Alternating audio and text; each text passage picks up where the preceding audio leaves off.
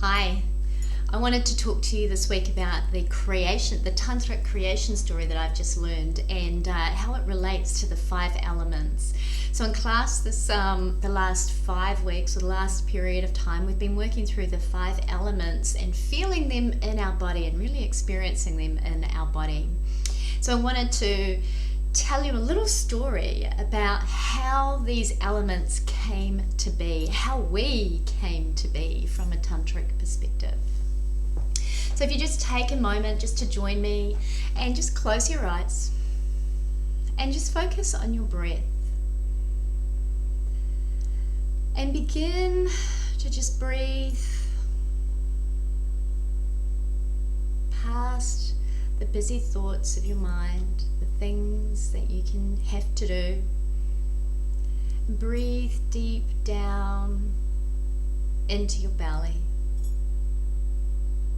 beyond life as you know it, and the multitude of activities, things. Deep beyond that, begin to connect to this place of complete stillness and oneness, where it is dark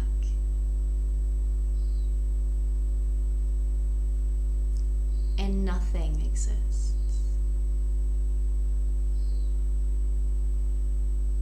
It is just the one.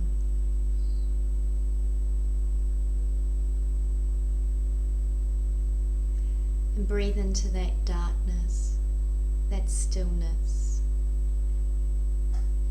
that oneness. And if you like, you can stay there, or you can begin to open your eyes and join me. So they say that for eons, Shiva stayed as the one, meditating with his eyes closed. Nothing else existed. It was just him, lying in the stillness, being the one, the one. That nothing, there was nothing but Shiva, the one. And then all of a sudden, there began to be this pulsation, this beating, this gugung, gugung, gugung.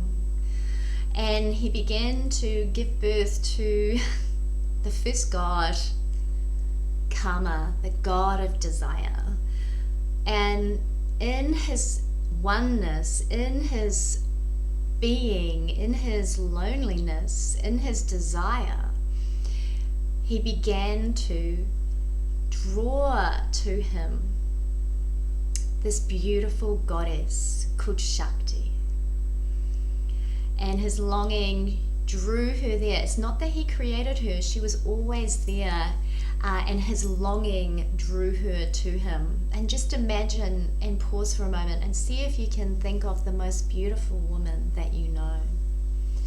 And he saw her and he was like, wow, she's gorgeous, she's amazing. And he looks at her and he says, wow, you're beautiful, you're wonderful, I'm enraptured. And she says, good, really?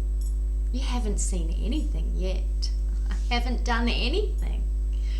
And he's like, wow, show me more. And so she has this big bowl and she says, step into my bowl.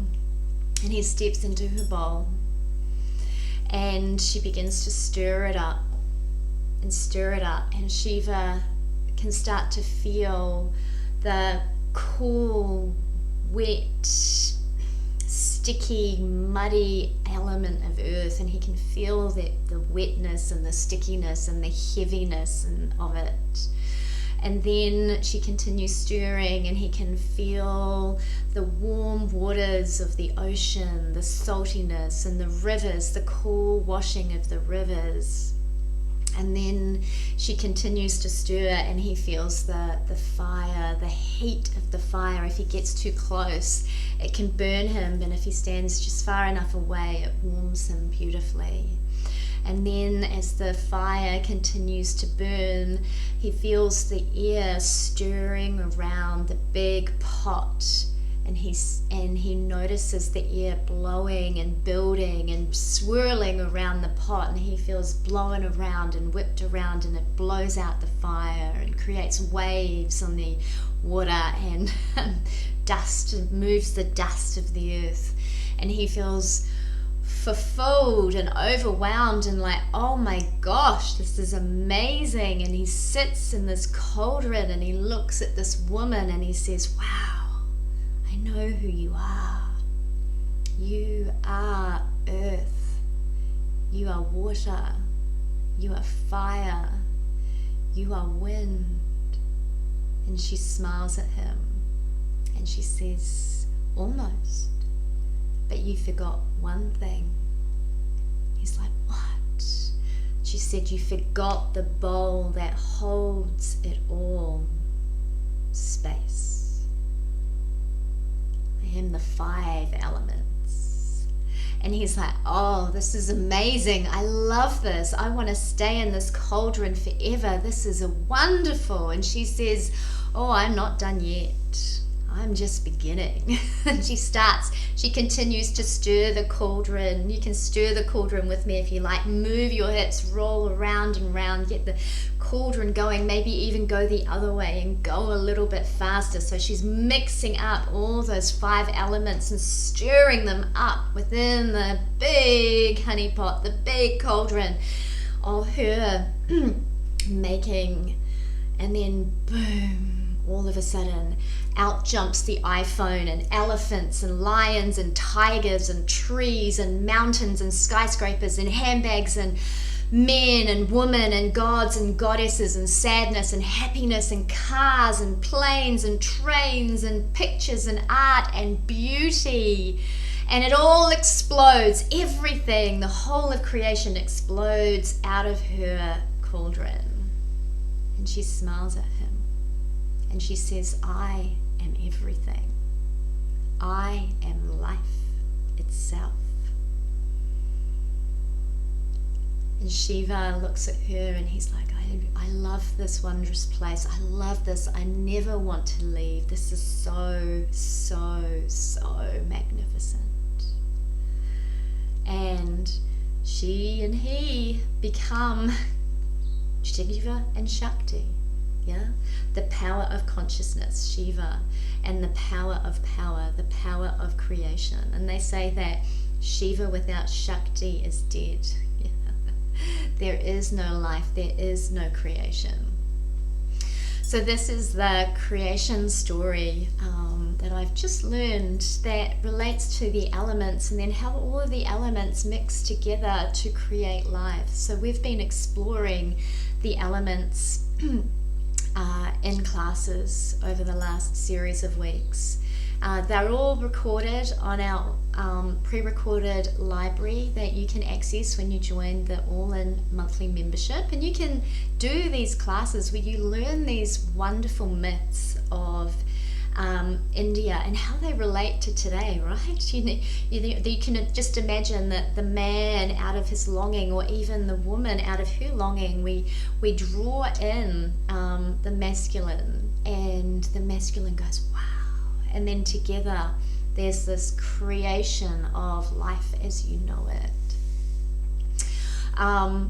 And I've always loved, I think this is one of the reasons that I love teaching yoga as much as I do, is I love the creation myths.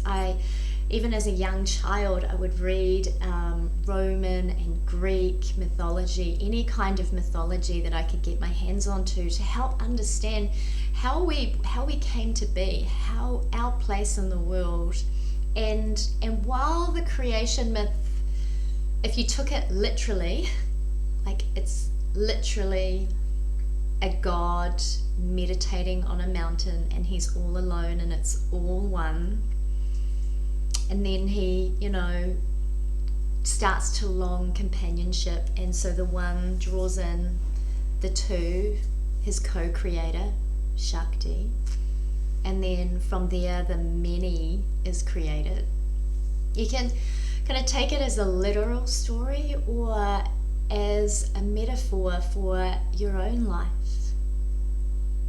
your own longing, and how your own longing takes all the elements of living and being alive and stirs and mixes them up so that you can create this wonderful, magnificent, gorgeous life that you can't wait to experience and you never want to leave. Just like Shiva did when he drew in Shakti and created this wonderful life that he never wanted to leave. These myths are powerful and they relate to your life today. Yeah. I can't wait to see you on the mat with us sometime so that you can hear more of the Indian mythology and the stories that we tell and how they relate to your life as we teach class. Have a wonderful, wonderful, wonderful, wonderful